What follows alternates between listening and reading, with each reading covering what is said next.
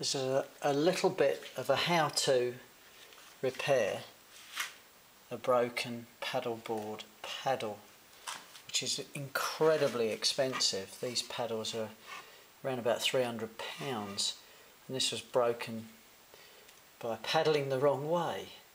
We're going to repair this with some West System and some carbon, and the first step is to try and glue this together. This is actually hinged, so the upper laminate isn't broken.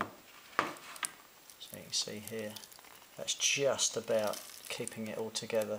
It's broken, it's not become structural anymore, so we have to repair that, but quite handily it's holding the whole thing together. So first step is we're going to get some glue into this joint to bond the foam back together.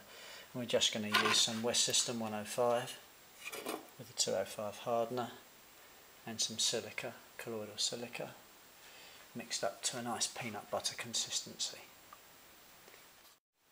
So you can see we've got our West System, got a little glue brush. These are great, these glue brushes. Really good idea to nip the bridle of this up in a vise or a pair of mole grips, and it stops the hairs coming out. Ever so cheap, available from your reputable West System stockist. Some nice disposable gloves to give us good hand protection. Really good West System plastic mixing stick, and of course our trusty West System mixing pot. So we're going to mix some resin and some hardener together. Just one pump of resin, one pump of hardener, and we're going to add some silica to make a nice thickened mix to then bond our foam together and effect a good joint. Then we're going to leave this overnight and come back to laminate this with carbon and prep it up tomorrow. So if you look here, we've got one pump of resin, one pump of hardener in here, and we're just going to blend those together nicely. A bit difficult to do holding the camera, so I'll just put that down just for a second. We've got our mix blended here, nice homogeneous colour. We're just going to add one, not quite a heap scoop because I want this to be smooth, one scoop of 406 colloidal silica. Just add that to the mix, and then we'll blend that together, and I'll show you that in a minute. So I've got a nice smooth mix here, won't drop off the mixing stick. I've mixed that nice and smoothly with the resin and hardener mix. I always count to 30 to blend the resin to the hardener. That's quite a good tip, and it gives you some kind of quality control.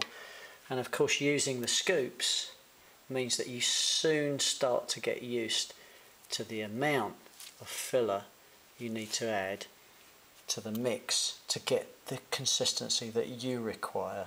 And that's important on this particular job. We want the resin and hardener and the filler mix to be quite creamy so that it squashes out when we bring the blade back into its original position. So it squashes out nicely and we can clean it up, but it does fill any voids, but doesn't inhibit the paddle returning to its existing shape. So I've managed to get all the filler into this aperture, and I'm just going to use the brush just to make sure I brush that right the way in. I don't get too many voids.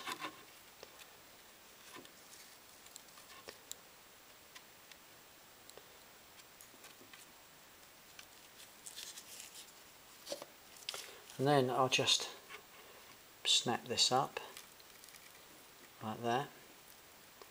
That squeezes out everything.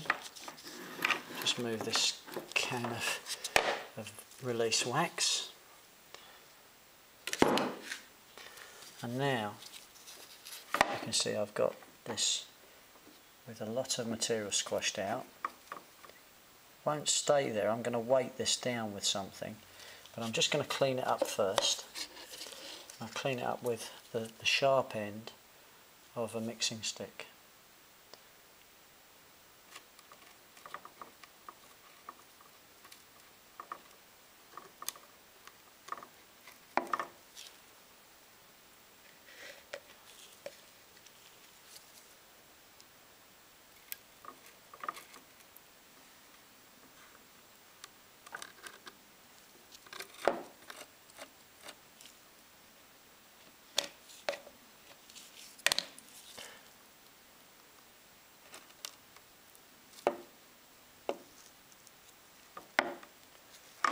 careful with carbon.